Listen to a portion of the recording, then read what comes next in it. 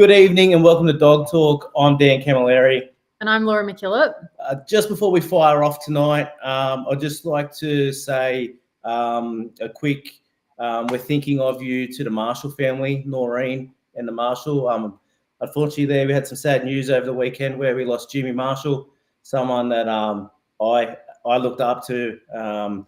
He's always good for a yarn, good for a joke, very quick and witty as well. And the world's a sadder place without you, mate. And just thinking of the family, so I just wanted to put that out there quickly. If you do need anything, anyone from that family or associated, just reach out. Everybody's thinking about you. Tonight, though, we're speaking with Marshall Bowey from Chippendale Kelpies and Contracting. G'day, mate. How you going? Good. How you guys going? Good, thank you. It's good. It's good to hear. What did your day look like, buddy? Yeah, today was a good day.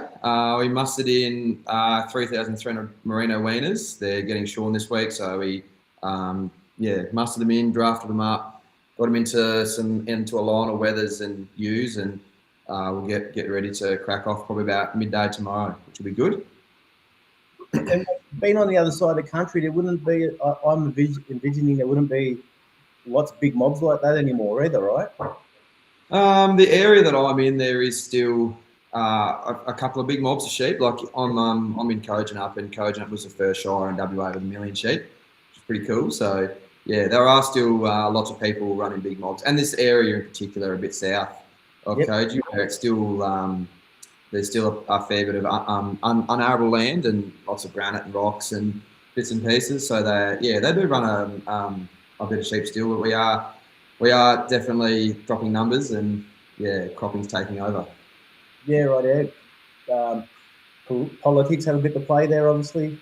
With that Absolutely. And that is probably why cropping is taking over as well, is because our government is banning live export, which has just been devastating to WA farmers. It's absolutely smashed us. So. It's affected them. It's not just affected the farmer; it's affected everyone through that food chain. So, who the farmer buys from in town, from the ag suppliers to even the hairdresser, like everyone's affected. The farmer is everyone's client, and if they're losing income, everyone's losing income. So, it has definitely devastated us that we can't. But we've just lost a whole market. Like the government has dictated to us our market now, so that's that's been pretty hard to deal with. Pretty sad, isn't it, mate? Just change with a stroke of a pen, really. Yep. And have you always been in that area? Yeah, so born in Kojonup, grew up in Kojonup. I've been here for a while. I did spend a lot of time up the north of WA, travelling around there, and did a fair bit of work all through. Mostly in the Gascoyne, Murchison, did a bit in the Pilbara, and did a little bit up in the Kimberleys as well. A little bit, but never really travelled out of WA. And is it a family block? Tell us a bit about your operation, mate, and what you do. Yeah, so like my family are farmers. I have, I'm doing my own thing at the moment. I've got my Chippendale Kelpies and Contracting, so do a lot of livestock. It's all I do is work with livestock every day in, day out, and my dogs. Travel around. From educating weaners, drenching sheep, mustering, moving mobs, drafting, inducting of all sorts. It's good. Tell us a bit. So you grew up there, went to school local?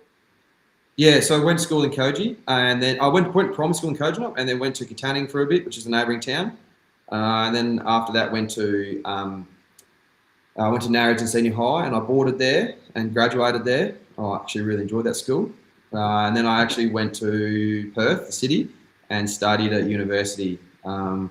I wasn't there for very long. I quickly worked out that it wasn't my path in life. So after that, I came back and actually went and did a traineeship with Elders as a stock agent, which was good. I enjoyed that, and worked for a big sheep feedlotter. He supplies the wean he'd be one of the bigger sheep feedlotters in, I think, Australia. So that was really cool. Really enjoyed that. I learned a lot about animal nutrition and even animal handling there, livestock handling. We dealt with massive numbers every day. So yeah, that was really cool.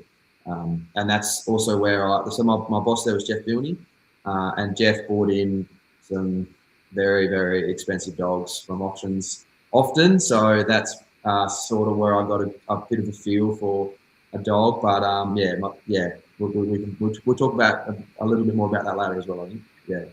What did you start? Sorry. I was going to say, what did you start studying? I started studying animal science and then teaching. Actually, actually to be a primary school teacher, funnily enough. Yeah, right. Totally different to what you're doing now. It is very different. Yeah. But I really enjoy working with kids. So yeah, that was what I wanted to do at one stage. Yeah. Until you did a work experience and worked with kids. I did work experience at schools, and yeah, it's full on. Yeah. So after elders, mate, and kept going. Yeah. Was there any other things? And the feedlot, I actually went back to the farm for a bit, which was good. I enjoyed that. And then one of my mates actually gave me a call and said, "Hey, we're short of numbers for mustering up at Dewar in the Gascoyne," and then I thought, this is as good of an opportunity as I'm going to get. So from there, I went up, and then did that for probably 4 years. Went up and back, probably 6 months of the year. So really enjoyed that. We went up and did the mustering there, and then got a handle of some cattle work, and from there we went out and did a bit of bull catching and a bit of winter breaking, and travelled around doing that for on and off like seasonally for probably 4 years, which was really good. And I still get lots of phone calls to come back up and do some winter breaking. So winter educating, as we call it. Yeah. So and I probably will still keep heading up there as well. But yeah, my stage in life at the moment is it's important for me to be back home. So that's where we are. Yeah. So born on the land. Yep. Do you think going and studying something different was part of to do something different that you didn't know, like moving into town and? I always know you wanted to be back on the land eventually. I always wanted to go and do something different. And just I think Do you think school pushed that? Oh, definitely. Yeah. And you're right. Like I do think that school does push the agenda of higher education is the way to succeed in life. But yeah, that was potentially my vision at that time was that's how you succeed. So yeah, but I probably didn't know my passion at that stage in life as well. Pretty young, and thought, well, let's give it a crack. And yeah, it honestly wasn't until a little bit later that I really found my passion in working dogs and livestock. Your eyes lit up when you mentioned your boss in the feedlot brought in some expensive dogs, and you have to work with them. I'm assuming, and tell me if I'm wrong, dogs probably weren't a thing as much growing up, with the generations of your family. Were they not as reliant? Dogs were, good dogs weren't. Yeah. No, so my granddad bred dogs. My dad trained horses for a living for a very long time. Dad, in my eyes, is still probably one of the best trainers I've ever seen. He has a way with horses. It's phenomenal. So he used to train horses for the police. He trained horses that went to the Commonwealth Games for polo cross and all sorts. So it's phenomenal. So that's always been in me, and I think that's where my passion for training and working with dogs has come from. But my granddad bred dogs and bred puppies for a long time, and that's definitely it would be a definite part of having dogs is where that's come from as well. Yeah. So how did these other dogs? How were they so different to what you were used to? Um, I just like WA is a long. We would be 30 years behind the eastern states with our livestock handling and our working dogs. Just seeing, so we lots of bark, not a lot of stock sense, and a lot of arrogance in our dogs is pretty typical over here. So to see a dog that did exactly what it was told to, exactly when it was told to do it, and that would block and cover and move and do all this really flash footwork. I'd never seen that before. So to see that at a young, early on in my stages was really positive for me, because then it kind of set a bit of a bar for what a dog should look like. Yeah. Yeah. And where, can I ask a question, where were his dogs coming from? Like, obviously the eastern states, but Yeah. do you want to name a few genetics or? Unfortunately, I don't know. Yeah. Yeah, some of these I have reached out to my old boss previously and asked him, and he doesn't actually know. That's, I think, a handful of them are station bred. I don't actually even know the handlers. Yeah, but he bought bought some very very big money dogs, and to see them was definitely definitely set a bar for me. But I don't know, unfortunately, where they came from. Cool. Did you get to handle them yourself as well? Me? No. I couldn't, like, I never tried. I was probably 18 at the time. Yeah. I didn't really know. Didn't really know. I didn't want to get in his way. Like, I just looked at these dogs and thought, man, if I do anything, I'm gonna stuff it up. So, but they were the kind of dogs that you could I could chuck them in the back pen in the yards, and I could do everything I needed to do with nobody else there, just because they knew their job. They knew what needed to happen. It was a feedlot. The work was very repetitive, and they were very good at what they did. Yeah. Did they change the way that you handled stuff? Not at that time, no. Unfortunately, I hadn't been exposed to my later what I've been exposed to now. I had a big work ethic. I just got in there and got the job done, but I didn't. Yeah, it's just that. Before I did I've done a Neil school now, and I've done a lot of Jenny Parsons and some other extraordinary handlers, and now now I feel like my eyes are open, but before I didn't know any of that. So yeah. So where do you reckon that turning point was for you? Like, from having dogs, watching the dogs there with your old boss, to really like flick the switch and have what you've got now? Probably when I did a Neil school. Yep, I did a Neil McDonald school. I had, and I had been progressing to that point months beforehand. I'd been watching. Well, it's probably actually when I bought a dog out of an auction. I bought this dog called H-Gen Finnegan, and Finn was I bought him as a pup, and he was the first stud bred dog or pedigree bred dog that I'd ever bought. That would have come from Mudgy. Yes. Yeah. Yes, I grew up with Grace, actually. Oh, really? Yeah. So so her dog Rex is the sire, that yellow dog. Yeah. And Finn was just phenomenal. I didn't know what I had, kind of dog. It just the paddock dog, just phenomenal, big casting dog, very natural.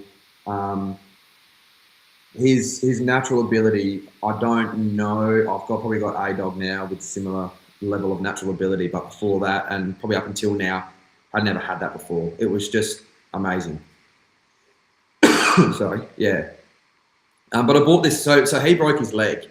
Cut a long story short, he broke his leg, and I was without him for a bit, and I was the job I was doing at the time, I was really stressing. Really needed a dog, so I got online and I bought a dog called Asheville Reg out of an auction. That's bred by Johnny Peters, and it was trained by Cody Martin. And Reg was just phenomenal dog. I think Cody still regrets selling him. He's been a phenomenal dog for me. I have honestly built my business around him. I couldn't do anything I do without him now. I think he's about 6-year-old now. yeah, he is a very, very special dog, and has on-bred some really nice dogs. I think just about every single, well, besides 2 pups, just about every single new pup in my team is sired by him at the moment. So yeah, he's a remarkable dog in my eyes. Yeah. Does that scare you for the future though, thinking that everything is back to him? Does it scare me? Did you say? Yeah. No, it doesn't. It doesn't, and I'll explain why. I can do that now if that works. Yeah. All right. Sorry. Yeah. No, I'm in the same boat, right? Yeah. Well, you hear it all the time. Like, all my dogs go back to this dog, and I'm like, yeah, but where do you find the outside then to come in to not? Yeah. breathe too tight. Yeah, absolutely. So I've along my journey, and we're probably fast tracking a bit, but along my journey, I came across some really good handlers. Starting with Scott Amon at Bowey Kelpies, and have learnt a lot from Scott as well. I started watching his videos on YouTube when I was a fair bit younger, and watching that natural ability was phenomenal. Like I just was in awe of that. So I got in touch with Scott. And I've got some dogs from Scott and those Baru Karawara Lions, and then just coincidentally through life and looking for similar dogs, got in contact with Emma Bradley at Glen Idle Kelpies. I'm actually wearing a hat right now.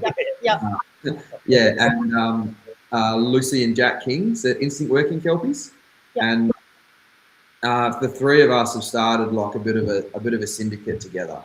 So we've kind of started breeding a bit with each other, getting pups from each other, looking for, because we all do and want to work our livestock in a similar fashion.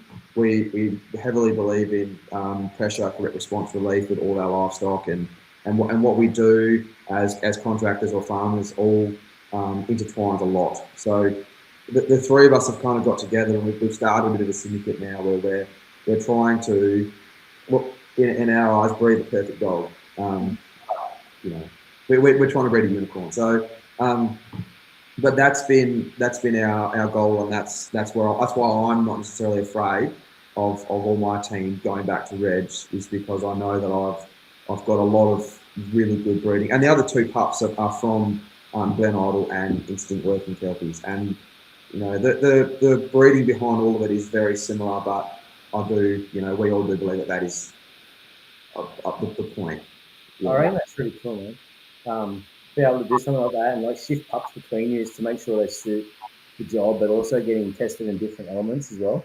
Yeah. Should we wake her up? She's snoring bad. I've got one of my old pictures. There's three dogs next to us on the bed here. My old Ricky. Who's she? Pilbara Trick. She's like nearly. Oh, Trick. She's snoring her head off. That's why we keep looking down. Like, he's so loud. Like, Trick. I love that. She's not even moving. Oh, she's out. She's out cold.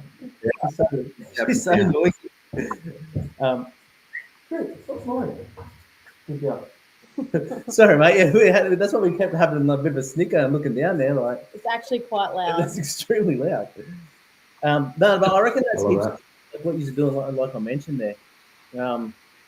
Because I look back at something like when Laura first asked that question, and my 3 bitches moving forward are either by Jay or a Jay granddaughter. My 2 dogs, actually one of them that I got from Jimmy last week, they're both Jay sons. And I've got to be careful not to put myself in the corner. Yeah. That way. So doing it the way you're doing it with the other 2 parties there kind of really gives you like a real big open Dimple, yeah. Yeah, and we're kind of doing it. We've got such good mentors in Scott and Rachel Holmes at Rosebank working Kelpies as well.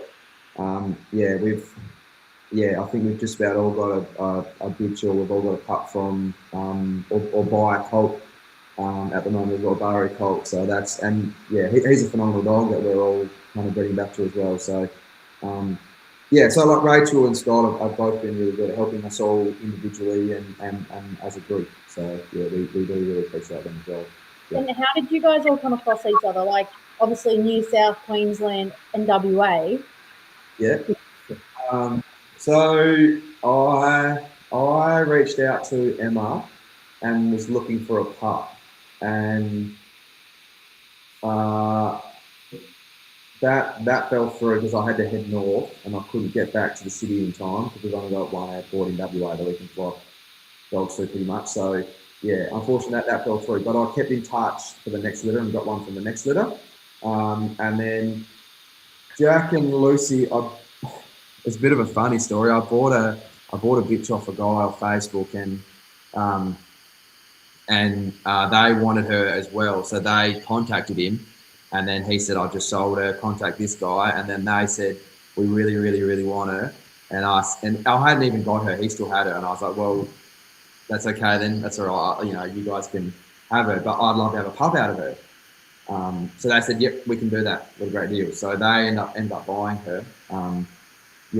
And then we just kept in touch after that, and then we kind of all realised that we all knew each other. I don't know how Emma and Lucy met, but yeah, we just kind of kept chatting after that. We all just realised that we all love the same lines, we all love the same traits in our dogs. We all do very, very similar work. Lucy and Jack and myself are both contractors, and Emma does a lot of her own work with their own cattle and sheep. So yeah, and then we all just kind of realised that we all not only like the same lineage of dogs, like the same type of dog, but we also all like working our livestock in the same fashion, if that makes sense. So and then we all just kind of got chatting about it and thought, well, this is such a great way for us to keep these lines of dogs moving forwards. Yeah. That's great. Another really impressive thing there was that old mate said that, no, you can't have it. You've got to speak to yourself. Like, I love that. Like, yeah, you made a commitment, he committed to you and said, no, get in contact with him. Like, I love that as well, all right? That's a better person. Yeah, it's so genuine and authentic, and that's just that was Rob King, I think, actually, at King's Turkeys. Yeah, so I'm very, very grateful for that, because it would be so easy for him to just say, I can't be bothered taking this dog to the airport. We'll just cut him out. Yeah. Do you want to tell us a little bit about your current team of dogs, mate? Yeah, so my current team of dogs is probably 95% Baru, with Karawara as well. I've got, like, my main dog Reg, he's by a dog called Baru Bro, who's by Baru Melon, and out of a really nice line of Astral working Kelpies, which are, there's a lot of Karawara back there as well. He's my main man, and I've got a bitch called I actually can't remember her prefix. Her name's Indy anyway. I'll remember her prefix later. But she's probably my next up and coming dog that I think is, I think she's going to be a really phenomenal dog. She's by a dog called Baru Colt. Out of a lot of trialling lines. Goes back to some of that Basil, Ever Ready Copper, Buster, all those really big dogs that we all know. I've got a bitch called Karawara Silky. She's by Strider. She's a really nice little bitch. She's actually called Baru Silky. Called by Strider. I've got another dog by Colt. He's a really nice dog. They're all real Baru type dogs. So pretty. What is it about that line that you gravitated to? When I was up north doing a lot of my educating, I just found that I had a couple of different types of dogs. I had some real, like, rough collies, mixed crossed up dogs, and had all sorts, but got a Baru dog, and just noticed the difference in the work, the thought behind the work. I actually found educated weaners quicker. And at that time, I didn't have my head on straight. I didn't understand what I was doing properly, but I knew that if I could break in more weaners per day, I'd make more money. So that's that was the goal, right? I'm up there doing big numbers, trying to break in weaners, make a lot of money. So within doing that, realised that these dogs that were working smarter were educating weaners quicker in a better fashion, and the education behind it would last longer. So it didn't take as long to educate weaners. So from a money perspective, it made sense for me to get more of these dogs. So went more like chased a couple of other people that were selling, this line of dogs, and then got a couple, and pretty soon my team went from pretty hard swinging, hard biting dogs to thoughtful, very natural dogs that I didn't need to talk to as much. I didn't need to get stuck into, and I was actually able to handle bigger mobs because of that. And this sounds like now I'm doing it for I think better reasons, but at the time I was able to make more money from it. Yeah, so that's how my brain works. So I understand what you're saying. Yeah. So that's how I ended up with a smarter team of dogs, and how I've moved from dogs that are hard biting, dogs that lack a bit of stock sense but can do as they're told, to dogs that can think a lot more, and actually read their stock and can rate what's going on. Yeah. So would you say the dogs in your team are similar or different? Like they've all got their own thing they're good at? They're all very similar. So they're definitely all very similar, and I can put them all out, and they will all work similar. But I'm pretty nitpicky, and I feel like they're all still very different. I've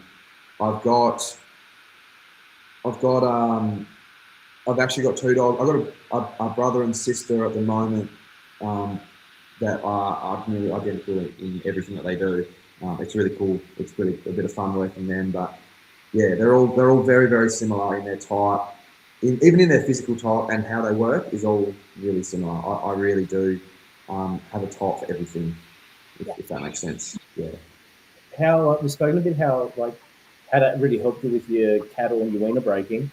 How about when you're working your sheep? Do you find that natural kind of is a bit challenging sometimes with sheep when you need a little bit more precision on occasions, or? Yeah. I was gonna say that smoke. Yeah, I got away with a lot because of Reg.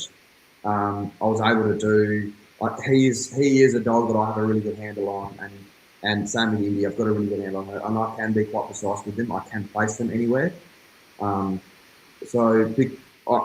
knew that I could handle big mobs because I could always drop out. I could even drop out 7-month-old pups and leave them at the back of the mob, and I knew that they would do instinctually what they were bred to do. So basically, which is head, block and hold, and head. And I knew that they would do that. So I knew that I could drop them out at any stage, and I can always use Reg and Indy to work that lead or whatever I needed to do. But yeah, and it has certainly diversified my dogs a lot, working a lot of sheep as well, because now, especially as a contractor, you can't really faff around. You've got to get in, get the job done. So you do. It is hard because you do try and toe the line between educating livestock correctly and then getting the job done correctly. So sometimes, we always try and enforce that correct livestock handling with whatever we do. But yeah, trying to get dogs then to force livestock, which is what we tried to tell them not to do, and then tell them to do it, can be a bit tricky. So yeah, it absolutely does make it a little bit tricky, but my team coming forward now, I do find is a bit more versatile because I've got a bit more of that Reg in them. So yeah. When we started on that, you said for cattle you could educate, the more money you made. They said, but you can think of other reasons now. But what are those reasons now as you've evolved and got a bit more experience and age under your belt? Yep. Yeah. So to build the understanding of education within the industry, right? I don't necessarily do it now for money. Obviously I do, but it's my job. But I do it. I'm passionate about it now. I'm passionate about doing it to help show the industry that this is the way for moving forwards. The government has dictated a lot to us now about what we can and can't do with our markets.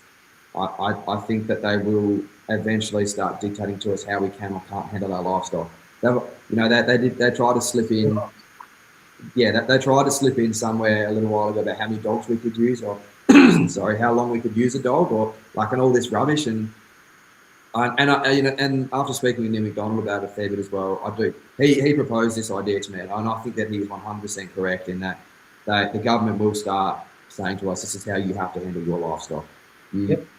And it's pretty scary, and it's not exactly correct or fair, but we've seen that doesn't matter. So yeah, that's it's got a date on it. I do not disagree with that at all. It'll be, you can only work dogs this many hours. They have to be muzzled, or they will dictate something eventually. You just got to, and it's unfortunate because the people normally doing that have no idea. So yeah. As an industry, I suppose we have to band together and then let's all work together on it as well. Yeah. Absolutely. Yeah. So for someone that loves a lot of natural work and being a contractor, how do you go about educating your dogs? Like how do you start a pup, and how does your system progress? I've probably recently gotten pretty lazy at starting pups properly, but yeah, on my trainer mob, I've got some broken in weaners with a rake. I'd like to just drop, like, I haven't been breeding a lot up until now, but yeah, when I do drop a pup out, just drop it out on 3 sheep, see what happens. Don't say anything, let it do its thing, and just assess what I have. I don't like to be too assertive or domineering on a pup too soon.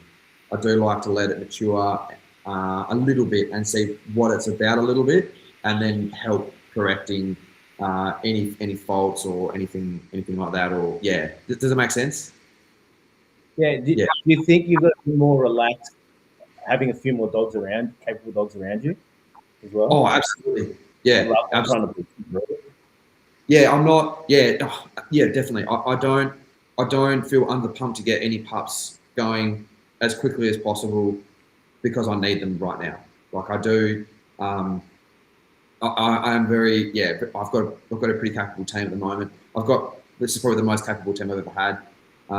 Yeah, I do definitely find that I am able to let pups, kind of do their thing a bit, and me not put too many errors on them as well by trying to be too on top of them. Yeah, because I'm not a perfect handler. And how? So you're doing that when they're young. You're putting them out, and then have you got any milestones that you like to see the dogs achieving as you progress? Yeah, I like we all do. I like to see a pup head. It's and how it heads. Is it heading correctly? Is it thinking about what it's doing while it's heading? Some dogs I find, we breed pretty strong. Like a lot of lines breed pretty strong now to just head. So is it actually reading the stock while it's doing that? Does it need to hit that 10 o'clock or that 3 o'clock, or like, is it actually reading its play? Yeah, if it is, awesome. If not, then I do try and get a pup to slow down a bit, like just sit, or just for a bit and think about what's happening, so that we can actually get the pup to think about where it needs to head to. Yeah, if that makes sense. Yep. Yeah. And being a contractor, is there a level of control you like to have over your young dogs before you send them out?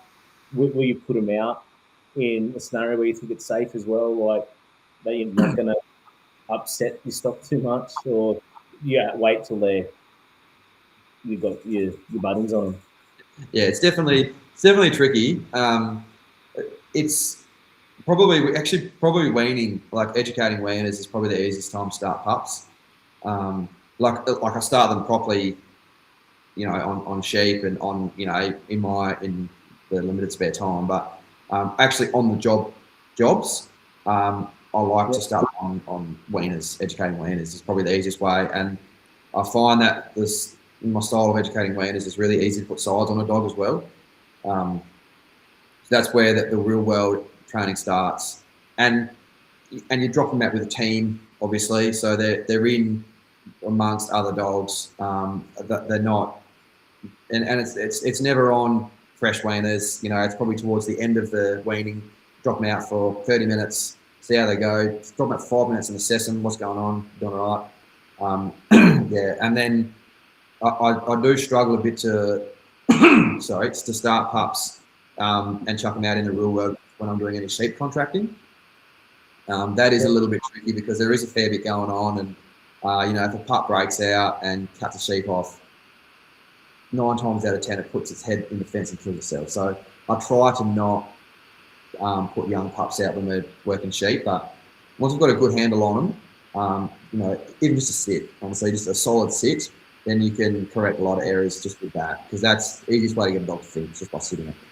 Yeah. Why do you like to put them out on weaners though? Like, what is it about that? Just the space that they. Yeah, sorry. Because I was going to say, not many people would say that. You know, do you get what I'm trying to say? Yeah. Like uneducated dog, uneducated stock. Yeah, basically, he's put him on the back end, like he's already put. Yeah. Down That's a good question. I'm happy to answer it. So I'm like not having a go at you. No. It's a great question. I understand. Like I do like to have them on a trainer mob of weaners beforehand, like of sheep and cows, but put them out on weaners because for the work I do, if a dog, like, you know, this is a 12-month-old dog, let's say a 12-month-old pup, in a team of dogs working weaners, you know, and they are, you know, it's towards the end of my weaning program. If they can't cut it at that age, working weaners, I sometimes struggle to want to pursue with them because that is what I need them to do, and it is it is a bit of an ask of a young pup. And it's not that if it's not doing it at that age that I'll you know, I'm not interested in having it anymore, but it's also that working weaners, especially towards the end of the program, it's really easy to put distance and have control of the scenario. So, you know, if you just got your half moon or your quarter bubble, even when you're working weaners, the dog doesn't actually ever need to get in and touch anything. You know, it just needed to move from side to side, and for the cows to just sit. Cows move off the pressure, move in a little bit, sit, and then just go, and just move around the livestock. So just showing me that you can work and move around livestock around these weaners, and you don't need to get in and bite a nose. I'm not asking the world of you, but I just need to see that you are actually going to be capable of working weaners, and then I know that we can move forward with you. Because I do. No, that makes more sense. Yeah. I was picturing you not in the picture, and you've just dropped the dog out, and it's like, go have fun. And I'm thinking, oh my god, my head would be going everywhere. No. It's a very very controlled environment. Yeah. And I find that I can. I do find that I can have more control in that environment than I can ever in sheep yards. I just, especially like the actual education of sheep is pretty limited in WA, and it is, you know, Australia wide. Right, not a lot of people actually educate thousands of sheep. It's pretty rare. So, you know, because of that, then we see, you know, sheep can be pretty unpredictable. So when I'm in a controlled environment working educated weaners, it's all a lot more predictable. I know a lot more about what's going to happen, and there's a lot more space. Everyone's off a little bit further, a bit more distance between our livestock. So I just want to see that you can actually work weaners before I'll pursue with you, because if you don't have it in you, that strength to work weaners, you might not be for me. I might need to, or I might need to work out where you slot in my team, maybe. Yeah. You still are teaching, mate. You're just not teaching kids. You're teaching animals now. That's exactly right. I love that. Yeah. Mate, you mentioned there as well, like you said, you never bred many pups till more recently. What is it about breeding dogs that you held off, and then now? Why you held off, and then what ignited the flame? Well, I had I tried it once, and it didn't go down very well. I've bred my I've still got her, my bitch Polly. I bred her twice, and yeah, it was very unsuccessful. Didn't understand it. Didn't and still learning a lot about it. Don't get me wrong. The people I'm working with now have really helped me understand breeding a lot more. But I just didn't understand it. Yeah, and growing up with a lot of people that were like, I don't care about the breeding of the dog as long as it works, and that mindset. And for a long time, I just looked for that work in a dog. But now, yeah, obviously that's out the window, and I don't think or believe that anymore. But yeah, so for a long time, I just didn't understand it and tried it and failed miserably. So recently I've got some lines of dogs and some dogs that I think are worth breeding from as well. Yeah. I suppose you're probably, for what you're doing and the dogs that are suiting you, you're hitting more success because you're breeding families of dogs now rather than just a good dog over a good dog with not knowing any genetics behind the dog to breed a family.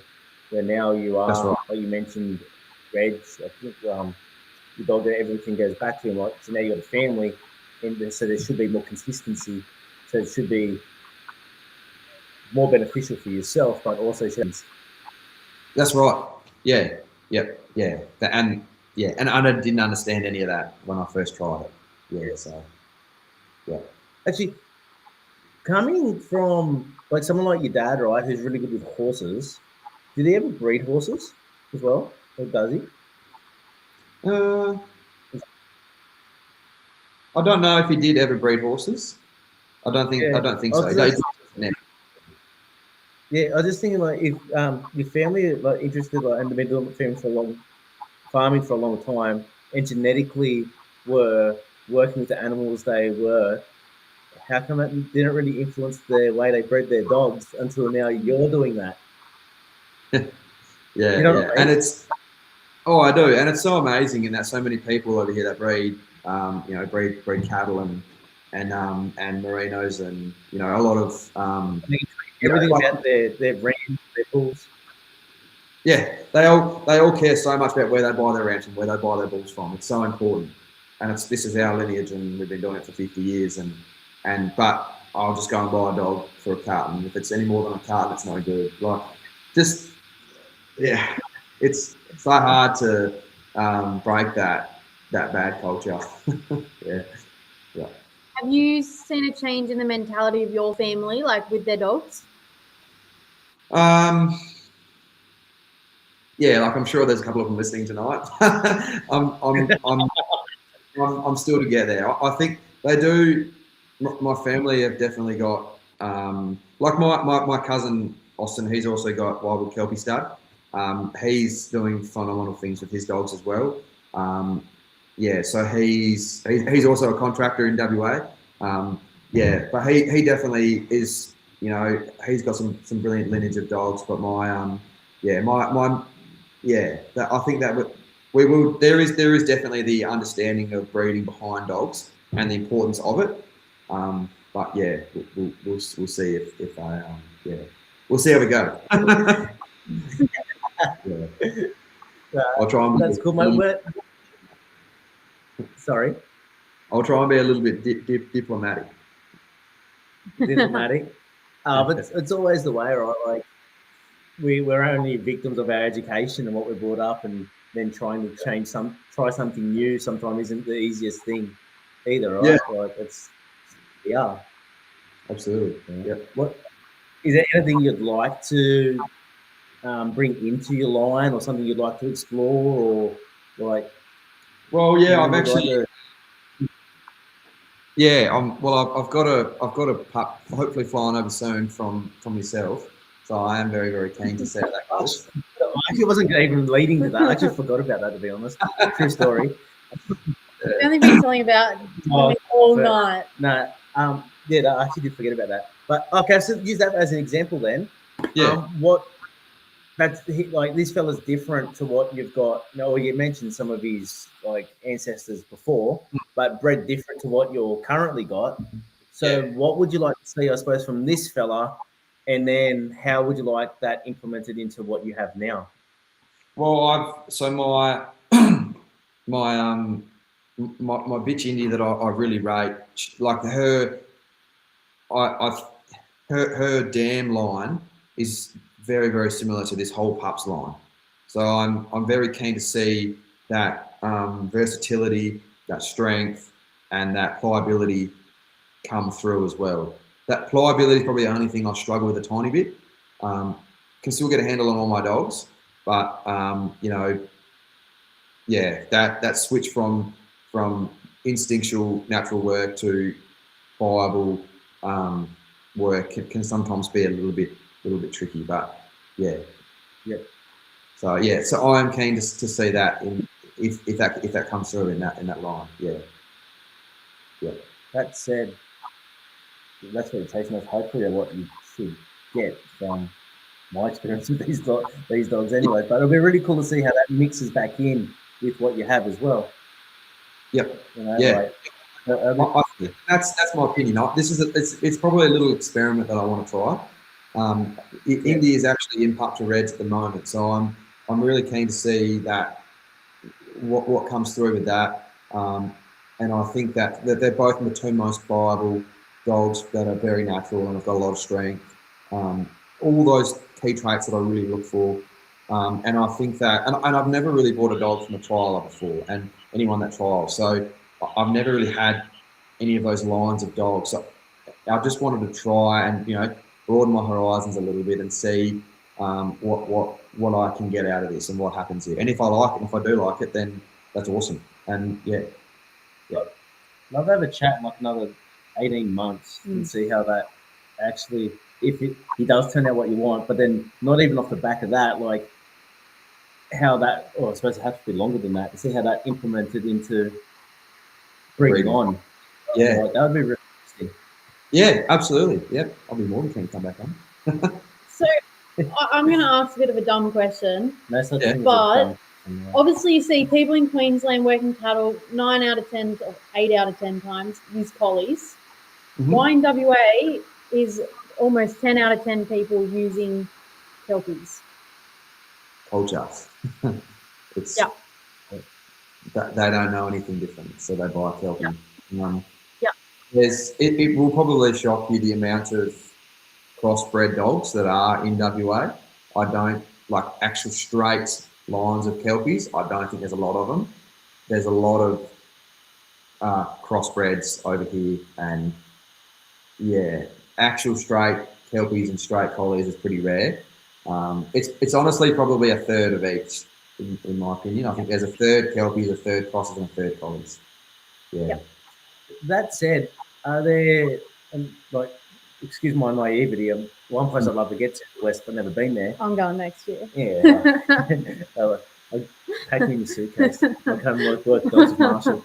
Are there any lines that you can think of off the top of your head of those crossbred dogs that are breeding really consistent, similar dogs again? Like, do you know what I mean? So they're creating families of dogs as well? Yeah, I don't know. Yeah. I don't, and there might be some that I don't know of. Like I don't know of all the lines of Kelpies in WA. But that I actually know of, none. I haven't seen any consistency with that cross. Like I think that how come you've never tried the collie? I know you said culture, but like I think a lot of people would consider a collie a lot more pliable than a Kelpie. Yeah. I had some natural and heading. Why, like? Yeah, I did. I had some collies earlier on.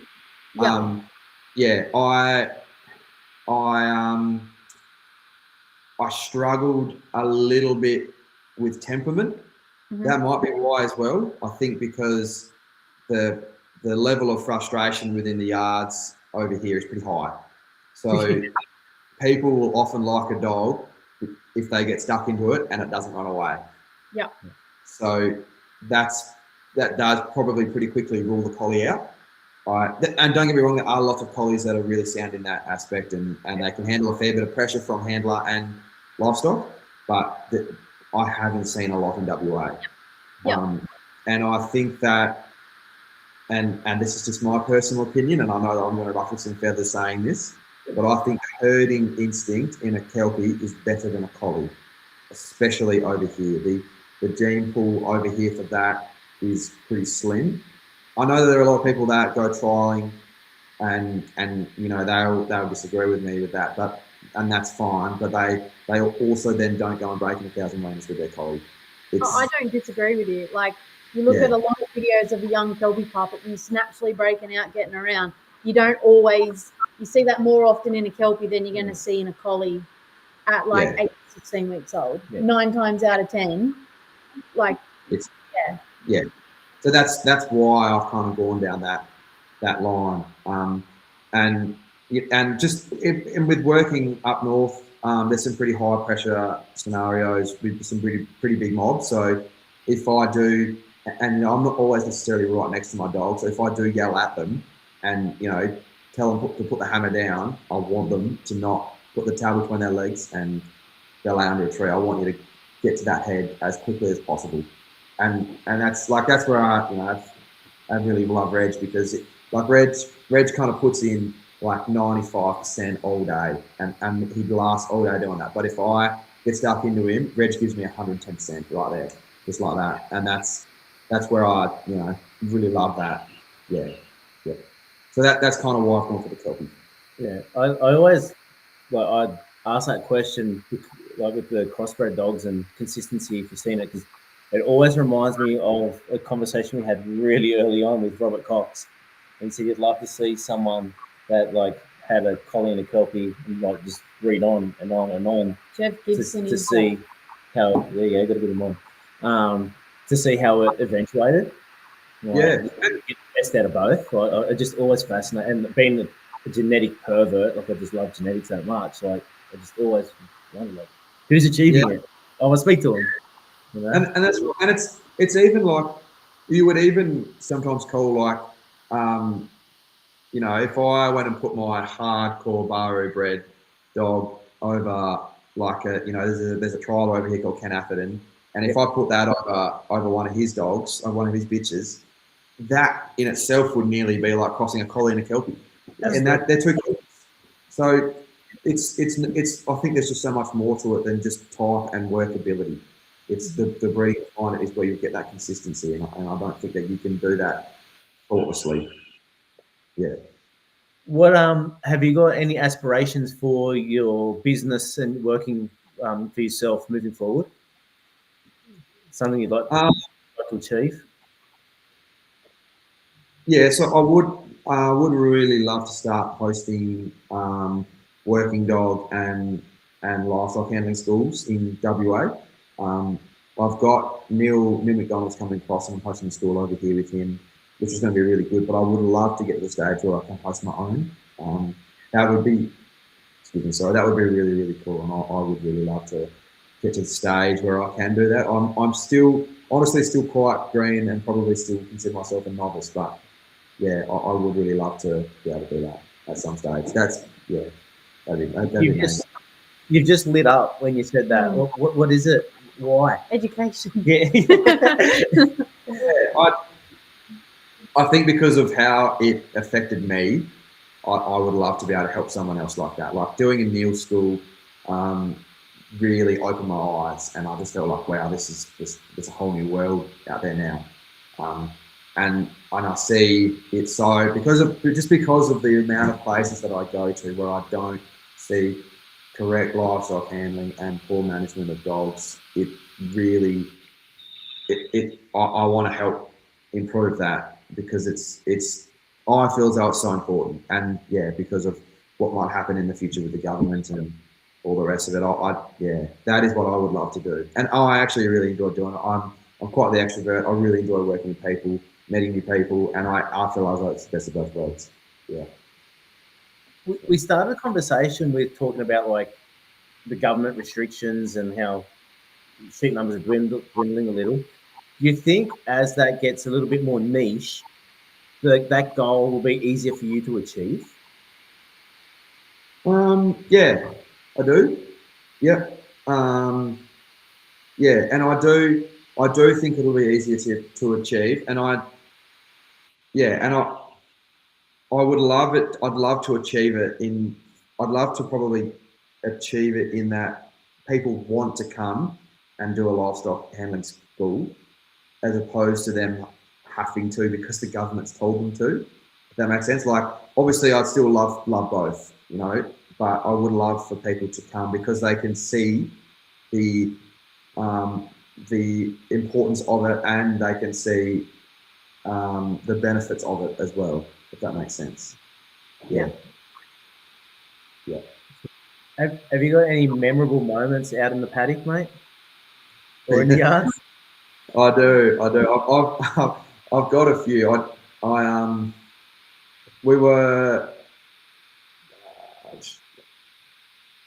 I can't actually remember where we were. I think we were in the Murchison somewhere, and I've got a little scruffy. It's the only dog I have that isn't basically registered. She's a little scruffy collie cross kelpie. She looks like a red border collie. She's like got long hair and everything, and she's a little feral looking thing. But she's the first bitch that I ever had, and I had her on the back of the bike, and I used to use her when we were bull catching because it was all on two wheelers, grabbing them by the tails and throwing them down. So I used to use her to basically, when I had this bull nearly knocked up, she would go and grab the head and she'd bite her nose, and I could grab this thing's tail and pull it down, and she'd basically just distract it for me. So she'd sit on the back of the bike all day, and we'd go around tying up Mickeys and bits and pieces, and then I had this one time while I was running this bull, and I was just going to grab his tail as we were going along, but he kind of kicked out my front wheel, and turned at the same time, and I fell over. The bike got stuck. My leg got stuck under the bike, and I was just trying to get it up, but she jumped off and she got stuck into this bull before I could kind of come around and basically roll me. So yeah, so she got stuck into that, and I got my leg out, hopped up, and we grabbed it and caught it, and yeah, basically it was a 2-hour. All I could hear was the chopper pilot just pissing himself laughing the whole time. So yeah, that for me was probably a big memory with a dog. Anyway, when we were up, doing some pretty long stuff. So yeah. And you won't forget anything like that in the rush. No, never. And you mentioned trialing a couple of times. Like, is that anything that interests you down the track, or kind of not really your thing? I would love to. I'd love to get to the stage where I had a dog that I could, do my weaner educating with, and then that, backs and barks and fills a drenching race, and then I could go 3-set driving. That would be phenomenal, and I think that would be what we call a genuine all-rounder. But I unfortunately am quite time restricted at the moment. I've got a 5-month-old baby, so yeah, my time, my spare time is nil. So I totally understand that, mate. I totally get it. So, yeah. Excuse my Aaron, so whereabouts are you on the West Coast? Sorry, So I'm like 3.5 hours south of Perth. So I'm like directly south of Perth. Yeah. So there's I'm in a little town called Coconut, south of a little town called Coconut. On the map now, yeah. So like, even if you wanted to do like, there's a lot of trials there. Okay. And so WA is so big, eh? Yeah. Yeah. There are a lot of trials in WA, and I was part of a program called Kelpies for Kids, and it was a telethon program where we worked in with kids and stuff like that. But the amazing bit part, well, not the amazing bit, the amazing bit was the kids, but I got to work alongside some phenomenal trialers like Gordon Curtis, Ken Atherton, I mentioned before, and learn, because we all trained our dogs together, trained our pups together. So learn, and Jenny Parsons was another phenomenal trialer, but learned so much from these guys about starting a dog, and got to see some of their dogs work, and it was just mind-blowing. Like, learned so much from them. So that for me was phenomenal, and I would love to go out trialing and do it with these guys, because and I was so lucky, and so I wanted to be able to do it with these guys as well. Their knowledge of dogs is just yeah, they've probably forgotten more than I've ever learned. So that was amazing. Yeah. How far do you travel for work? Like, do you try to stay in your particular region, or will you travel Well, anywhere? like currently, I try and stay somewhat locally, just so I can be home every night to Yeah. see my partner and the young fella. But yeah, previously, yeah, in our season, thousands of kilometres. Yeah. Like, yeah, well, I was just looking at a job the other day up in Newman, and that's 1,500 k's away. So yeah, yeah, there's no real limit. Yeah, wherever there's work, we go. Do you have a team with you, or people, or most of it by yourself? No, at the moment, it's all by myself. Like when we were bull catching, we had a couple of people, but yeah, I've had 3 shoulder reconstructions since then, so I do try and stick just towards the educating side of things now. Yeah. Yeah, I don't know if that'll last much longer if I keep doing that. So yeah, and when you're educating learners, it's you've just got your team of dogs yourself. That's all you need, and that's yeah. I really like the I'll be like that aspect of it as well. I love working with people as well. Don't get me wrong, but working with my dogs and livestock all day is just such a happy moment for me. Yeah. And for someone that's changed your team so much to suit yourself and your job, when people ask you about sourcing pups, what advice do you give them About what? Sorry. about sourcing dogs or pups for themselves? Oh. Yeah, it has. My advice for sourcing pups is, it's such a hard one. You really need to go and assess. You really need to understand first what you like in a dog. What do you and what don't you like in a dog, before going and buying a pup. Like you need to actually suss out, do I enjoy this trait in the dog? Do I enjoy that? Like, yes, having these highly instinctual dogs is great for the work I do, but it can be a pain in the ass and you need to get a handle of them. So are you able to be a bit of a hard ass and get a handle of a dog? If not, go for a dog. Look for a dog that is a bit more pliable, that still has some nice work, and go and get some videos of the parents if you can't actually go and look at the parents' work. I think really put the effort in to knowing the ins and outs of these dogs. Checking pedigrees and breeding and having a look in that. This is the line of dogs that you're buying from. This is what they typically are. Is that going to suit you? If so, yes, try it. And the next biggest thing for when you do get a pup is like get attached to it, love it, become its best mate, get the best out of it that you can, but don't if it isn't for you, sell it, move it on. Don't keep it and fight with this dog for the rest of your life, because that also I think it can be a massive negative to getting a pup, is that if you don't get one that suits you and you aren't able to or prepared to move it on, then that will have such a negative effect on you and the pup as well forever. Yeah. Great advice, mate. Any advice for young people trying to start out in it? Yeah. So I'm sorry. Or ag in general. Yeah. So I'm only 25. This is all like the dog industry for me is still pretty new. Find like-minded people and get to know them, pester them, like ask questions. I've had a lot of young like my Facebook page has blown up recently, and I've had a lot of young people reach out to me, and I've just been so honoured in that I am actually able to help them and be there to support them, because that's what I did, and I'm so grateful that I found people that I did, because that's also helped me massively in my journey to where I am now. So yeah, like put yourself out there, reach out, ask the stupid questions. There will be stupid people that reply. Like, don't worry about it. From that, you'll find your people, and you'll find who aren't your people, which is fine too. Yeah.